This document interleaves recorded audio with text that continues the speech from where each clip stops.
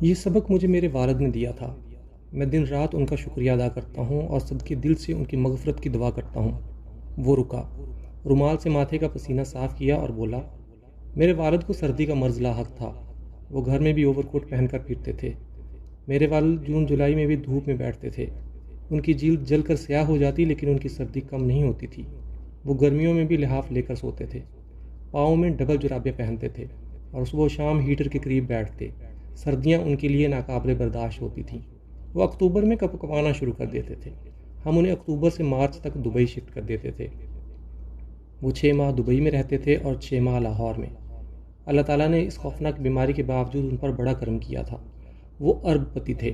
وہ حقیقت میں مٹی کو ہاتھ لگاتے تو وہ سونا بن جاتی تھی۔ وہ دنیا کے مشہور ترین ڈاکٹروں کے زیر علاج رہے، لیکن اس خوفناک مرض نے ان کا ساتھ نہ چھوڑا۔ وہ آخری عمر میں سنکی ہو گئے تھے۔ وہ روز مجھے اپنے پاس بٹھاتے، میری ٹھوڑی پکڑتے اور نمناک آواز میں کہتے، عبدالمالک، مجھے موت سے بہت ڈر لگتا ہے۔ میں جب سوچتا ہوں میں زمین سے 6 فٹ نیچے پڑا ہوں گا، اندر اندھیرا اور سردی ہوگی اور میرے بدن پر صرف 2 چادریں ہوں گی تو میری روح تک کانپ جاتی ہے۔ عبدالمالک، کیا تم میرا کام کرو گے؟ میں ہر روز جواب دیتا، ابا جی آپ حکم کریں، میں جی لڑا دوں گا۔ میرے والد بڑی لجاجت سے فرماتے، بیٹا تم کسی سے فتویٰ لے کر مجھے گرم کپڑوں میں دفن کر دینا۔ یہ ممکن نہ ہوا تو کم از کم میری قبر کو گرم رکھنے کا کوئی بندوبست ضرور کر دینا۔ میں فوراً حامی بھر لیتا۔ میرا خیال تھا میں کسی نہ کسی عالم سے فتویٰ لے کر ابا جی کو اوور کوٹ میں دفن کر دوں گا۔ میں ان کی قبر بھی گرم اینٹوں سے بنوا دوں گا۔ ہم لوگ امیر تھے۔ میں اکثر سوچتا تھا اگر کوئی عالم تیار نہ ہوا تو میں فتویٰ خرید لوں گا۔ مجھے جتنی بھی رقم خرچ کرنا پڑی میں کر دوں گا، لیکن میں اپنے والد کی آخری خواہش ضرور پوری کروں گا۔ وہ رکا، ٹھنڈی آہ بھری اور بولا، لیکن میں فیل ہو گیا۔ میرے والد سن 2000 میں فوت ہو گئے۔ ہم نے انہیں گرم پانی سے غسل دیا، انہیں اوور کوٹ پہنایا اور اس اوور کوٹ پر کفن لپیٹ دیا۔ مولوی صاحب نے جب اوور کوٹ دیکھا تو جنازہ پڑھنے سے انکار کر دیا۔ میں نے انہیں ہر قسم کا لالچ دیا۔ میں نے ان کی منت بھی کی لیکن وہ نہ مانے۔ میں نے تنگ آ کر انہیں دھمکی دی، وہ جنازہ چھوڑ کر چلے گئے۔ ہم نے اس کے بعد بے شمار مولویوں سے رابطہ کیا لیکن کوئی نہ مانا، یہاں تک کہ میں نے خود جنازہ پڑھانے کا فیصلہ کر لیا۔ میں نے جب والد کی میت کے پیچھے کھڑا ہونے کا فیصلہ کیا تو لوگوں نے جنازہ پڑھنے سے انکار کر دیا۔ میں نے ان کی بھی منتیں کی لیکن وہ بھی نہ مانے۔ والد کی قبر کا ایشو بھی بن گئی۔ میں قبر میں انسولیشن کرانا چاہتا تھا لیکن لوگوں نے اعتراض شروع کر دیا۔ پورے شہر کا کہنا تھا قبر ہمیشہ اندر سے کچی ہوتی ہے۔ فرعونوں کے علاوہ آج تک کسی شخص کی قبر اندر سے پکی نہیں ہوئی۔ یہ بدعت ہے اور ہم اس بدعت کا حصہ نہیں بنیں گے۔ میں مصیبت میں پھنس گیا، یہاں تک کہ میرے پاس لوگوں کی بات ماننے کے سوا کوئی آپشن نہ بچا۔ مجھے والد کا اوور کوٹ بھی اتارنا پڑا اور قبر بھی توڑنی پڑی۔ میں نے بڑے دکھی دل کے ساتھ اپنے والد کو دفن کیا اور قبر پر دیر تک روتا رہا۔ میں جب بھی سوچتا تھا میں اپنے والد کی معمولی سی خواہش پوری نہیں کر سکا تو میری ہچکی بن جاتی تھی۔ میں اس کے بعد جب بھی والد کی قبر پر جاتا تھا میں شرمندگی سے سر جھکاتا تھا اور ان سے معافی مانگتا تھا۔ یہ سلسلہ مہینہ بھر جاری رہا۔ میں ایک رات گہری نیند سویا ہوا تھا، میرے والد میرے خواب میں آ گئے۔ وہ سفید کفن میں ملبوس تھے، انہیں شدید سردی لگ رہی تھی۔ وہ کپ کپا رہے تھے اور مجھے بلا رہے تھے، عبدالمالک، عبدالمالک، اٹھو اور میری بات سنو۔ میں نے خواب میں ان کی طرف دیکھا۔ وہ بولے، میرے بیٹے، میں تمہیں زندگی کی وہ حقیقت بتانا چاہتا ہوں جو مجھے مرنے کے بعد معلوم ہوئی۔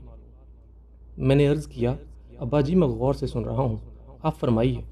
وہ بولے، بیٹا میں ارب پتی تھا، میں چیک پر خود دستخط نہیں کرتا تھا، میرے مینیجر کرتے تھے۔ میں زمین جائیداد کا مالک بھی تھا اور میں تم جیسے سعادت مند بیٹوں کا باپ بھی تھا، لیکن تم اور میری ساری دولت مل کر بھی میری ایک خواہش پوری نہ کر سکے۔ میں گرم کپڑوں اور گرم قبر میں دفن نہ ہو سکا۔ میں نے اس سے اندازہ لگایا انسان کی ساری دولت اور ساری آل اولاد مل کر بھی موت کے بعد اس کی مدد نہیں کر سکتی۔ یہ سب اگر مجھے قبر سے پہلے ایک اوور کوٹ نہیں پہنا سکے تھے تو یہ اس سے آگے کے سفر میں میرا کیا ساتھ دے سکتے تھے؟ چنانچہ میں تمہیں بتانا چاہتا ہوں، دولت وہ ہے جو مرنے کے بعد بھی آپ کا ساتھ دے، اور اولاد وہ ہے جو زندگی کے بعد بھی اولاد رہے۔ میں نے عرض کیا، ابا جی آپ کی بات یقیناً ٹھیک ہوگی لیکن میں یہ سمجھ نہیں سکا۔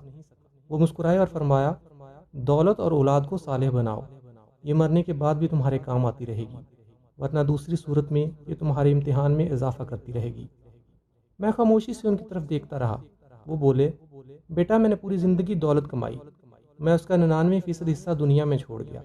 یہ 99% حصہ میرے بعد نااہل ثابت ہوا، جبکہ میں نے اس کے 1% سے یتیم اور غریب بچوں کے لیے اسکول بنایا تھا۔ دولت کا وہ ایک حصہ میرے لیے صالح ثابت ہوا ہے، وہ آج بھی میرے کام آ رہا ہے۔ اللہ تعالیٰ نے مجھے تم سمیت 6 بچے دیے تھے، میں نے ان تمام بچوں کو پریکٹیکل بنا دیا۔ یہ بچے دنیا دار ہیں، یہ زندگی میں مجھ سے زیادہ کامیاب ہیں، یہ دھڑا دھڑ پیسے کما رہے ہیں، لیکن مجھے آج ان میں سے کسی کا کوئی فائدہ نہیں ہو رہا۔ ہاں البتہ میں نے اپنے خاندان کی ایک یتیم بچی کو تعلیم دلائی تھی، وہ بچی ڈاکٹر بن گئی ہے۔ وہ ڈاکٹر ہفتے میں 2 دن غریب مریضوں کا مفت علاج کرتی ہے، مجھے ان 2 دنوں کا بہت فائدہ ہو رہا ہے۔ وہ بچی اور اس کے 2 دن میرے لیے صالح ثابت ہو رہے ہیں۔ چنانچہ میرا مشورہ ہے تم اپنی دولت کا 1% اپنے اوپر خرچ کرو اور 99% کو صالح بنا دو۔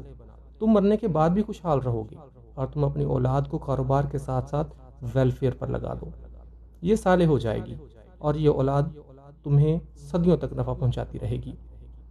میرے والد اٹھے، میرا ماتھا چوما اور چلے گئے۔ میرا خواب ٹوٹ گیا، میں جاگ کر بیٹھ گیا۔ وہ رکا، لمبا سانس لیا، ماتھے کا پسینہ خشک کیا اور ہنس کر بولا، بس میرے والد نے مجھے زندگی کی ڈائریکشن دے دی۔ میں نے اولاد اور دولت کو صالح بنانا شروع کر دیا۔ میں نے اپنی دولت جمع کی، 10% حصہ الگ کیا، یہ 10% پراپرٹی میں لگایا، ایسے اثاثے بنائے جن کے کرایوں سے ہم اچھی اور پرآسائش زندگی گزار سکتے ہیں، اور باقی دولت میں نے اللہ کے نام وقف کر دی۔ میں نے ملک کے دور دراز علاقوں میں کنویں کھدوائے اور سکول اور ڈسپینسریاں بنانا شروع کر دیں۔ میں نے دولت کا ایک حصہ یتیم بچوں کی اعلیٰ تعلیم اور موذی امراض کے شکار لوگوں کی بہبود کے لیے بھی وقف کر دیا۔ یوں میری دولت صالح ہوتی چلی گئی۔